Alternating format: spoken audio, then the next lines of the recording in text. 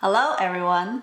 I recently created a couple of videos about product design interviews, and I'm excited to share with you how I prepared my design challenge today. If you're preparing for design interviews, I'll be conducting a mock interview at the end about design challenge, so keep on watching. As some of you may know, I switched companies from Goldman Sachs to Google last year. You can watch my interview process documentation here. Nowadays, many companies run design challenges with candidates virtually. Last year, I was challenged in this way, and I used to run design challenge myself with the candidates. Having experienced both sides of the table, I hope I can provide a better breakdown of what interviewers looking for during the design challenge. A design challenge is a common exercise used by companies to evaluate a candidate's design skills. Typically, it involves a prompt or problem statement that the candidate needs to solve within a time frame, usually 40 minutes. The goal of a design challenge is to assess the candidate's design thinking framework, problem-solving skills, and decision-making process. When you receive a design challenge, the first step is to read it carefully and ensure you understand the problem statement. Then define the problem and identify the user's needs. Once you have a clear understanding of the problem, you can brainstorm ideas and sketch out possible solutions. It's important to consider the user's needs and the constraints of the problem while designing. Throughout the process, make sure that your interviewers are following your steps. The key is to ask them questions, think out loud with them, make decisions with them, and hold up your paper or point to your screen where you are all the time. I have used physical paper and a marker or fake jar. It doesn't matter which one you choose, just pick the one that you feel most comfortable with. I'll conduct a mock interview with a question that is intentionally vague, as it can be more challenging to answer such questions during interviews. So the question is, can you design a high-tech park experience? When faced with a whiteboard session full of ambiguity, my first instinct is to ask questions in order to gain clarity on what I'm designing. I've seen many candidates jump right into solutions, like suggesting we integrate AI into the park, etc. This projection of personal interest and assumptions onto the situation can cost you points. Instead, I recommend give yourself 3 minutes to ask interviewers questions. So there are 4 basic questions that need to be answered before proceeding. At least that's what I did. So I will say, thank you for the prompt. It's an interesting one. Can I ask a couple questions before I get started? The first question is, can I assume that the plan for the high-tech park is finalized and validated? So interviewers will typically answer yes, so that you can focus on the challenge at hand, rather than spending time on validating the business idea or investment.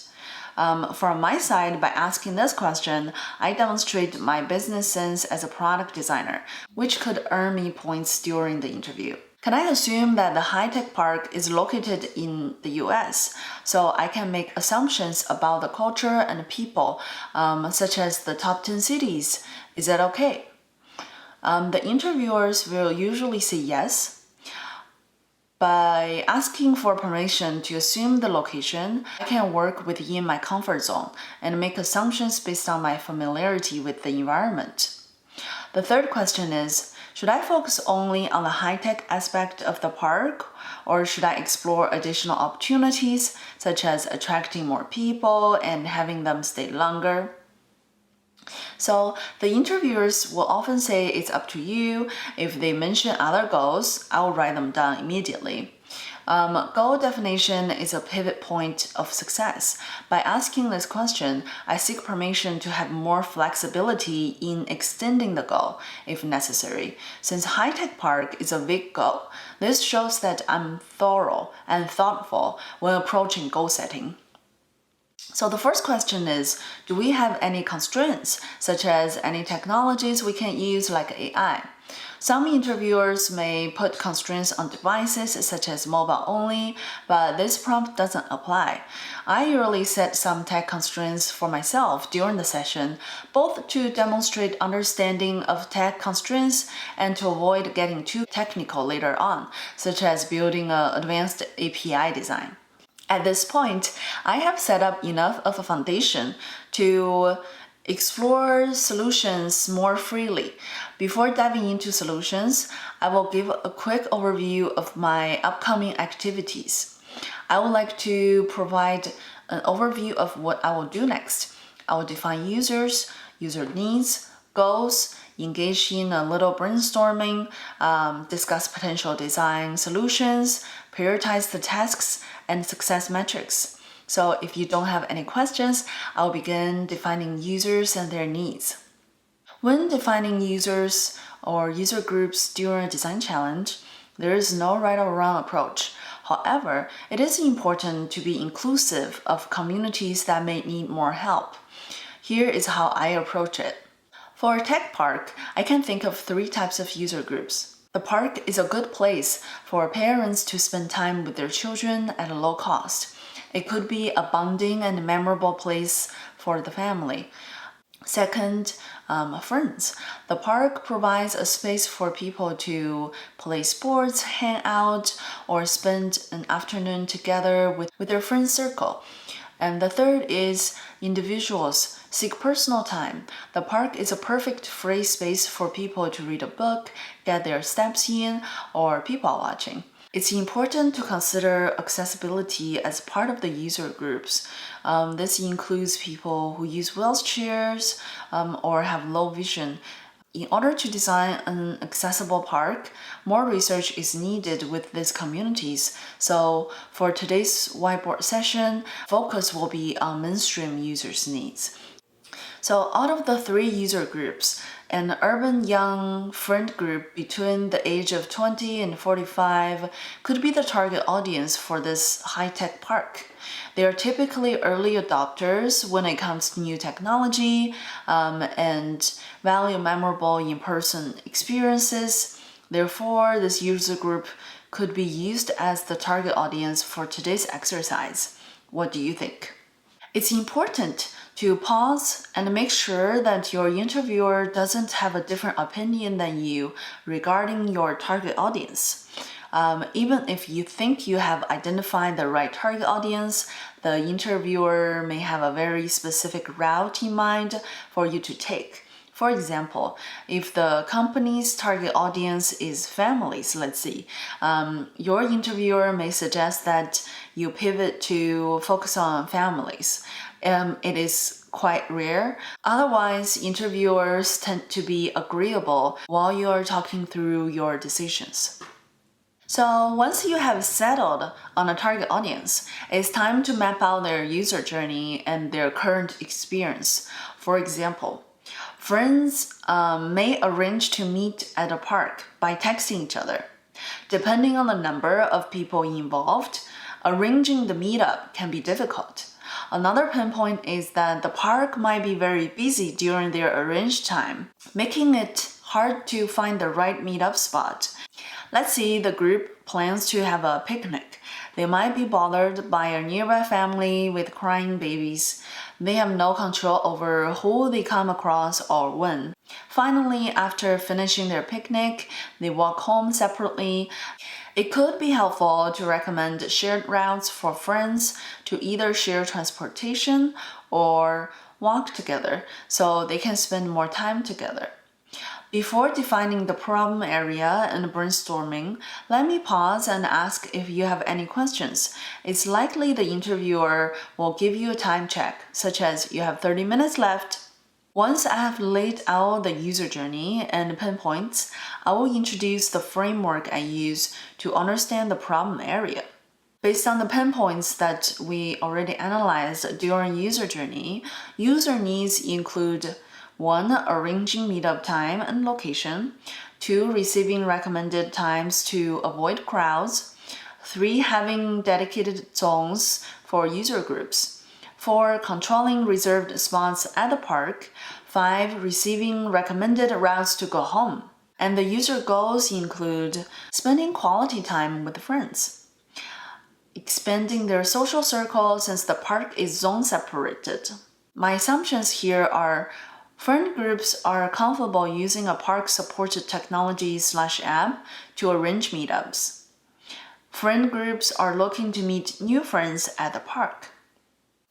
And the constraints are, as previously mentioned, I will not be building an AI assistant or API for this design challenge. Personally, I will set up a constraint for my user type, which is mobile first, because friends communication normally happens on the go. Now I will show my graph to my interviewer so that they are on the same page with me, and also ask them if they have additional questions before moving on to the ideation stage. During the ideation stage, I would refer back to my user journey and problem area definition. Here's how I approach it. Starting from the beginning, I would design a mobile app experience that addresses user needs. My wireframe may be rough, so feel free to ask me questions. Let's see. Lisa is inviting her friends to come to the park using the park app. During onboarding, they will identify their goal as a friend meetup and sync up their calendar with the app. Once they are onboarded, they will land on a homepage that shows how many friends are already on the app, recommended times, and potential reservation spots. They can vote on different times and spots they want to reserve. Once the group agrees on a time and a spot, the app will generate a direction directly to the reservation spot.